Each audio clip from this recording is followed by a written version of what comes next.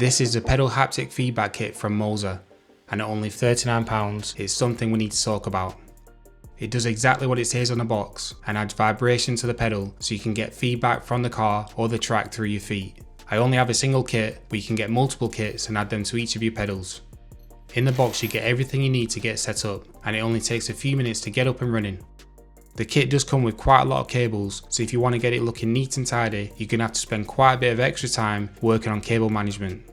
To get started, remove the faceplate of the pedal and replace the old M4 screws with the longer M4s that came with the kit. Then slot the L-shaped mounting bracket into place and tighten with the two M4 nuts. Mount the haptic feedback onto the bracket using the small M4 bolts, and then you're ready to put your pedals back on your rig. The control box is labelled to guide you where to put each cable, so the pedal port attaches to your pedals, the wheelbase goes to your wheelbase, but watch out here because to get it to work I had to connect the other end of the wheelbase cable to the dash port on the wheelbase, not the pedal port. Then the power adapter plugs in on the other side.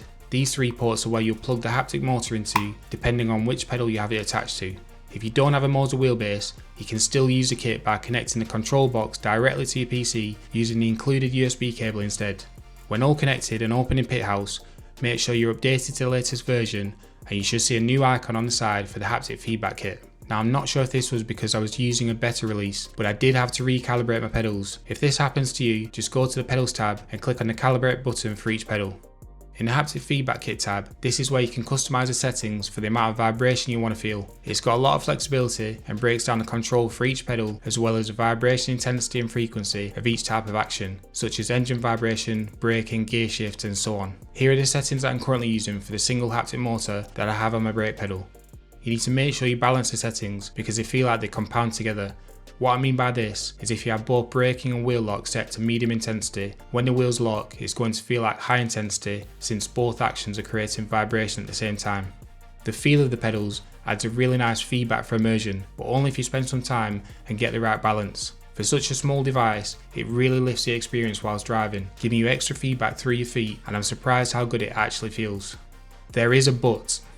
For some people this will be fine, but for others you may have to change something about your setup. And it's one word: headphones. The difference is night and day between having headphones on and having them off. The haptic feedback sound is aggressive. This initially ruined the experience for me because I was too focused on trying not to brake too hard to protect whatever was happening around my feet. It's like the sound tricks your mind into thinking something's wrong and makes you want to turn the settings all the way down. As soon as I put some noise cancelling headphones on, the experience completely transformed. Because I couldn't hear the sound of the vibration, the feel of the haptic motor was 10 out of 10. I could now set the settings to what felt good instead of setting them to what sounded okay. The feel of the vibration sunk in the background instead of being the focus point, and it really pumped up the immersion to the point where I now feel like I need to go and get another kit to go on the accelerator as well. So the recommendation is simple. If you wear headphones, then grab this kit before it's gone, but if you aren't going to wear headphones, don't get it. If you have any questions that I might have missed, let me know in the comments. Thanks for watching, and I'll see you on the next one.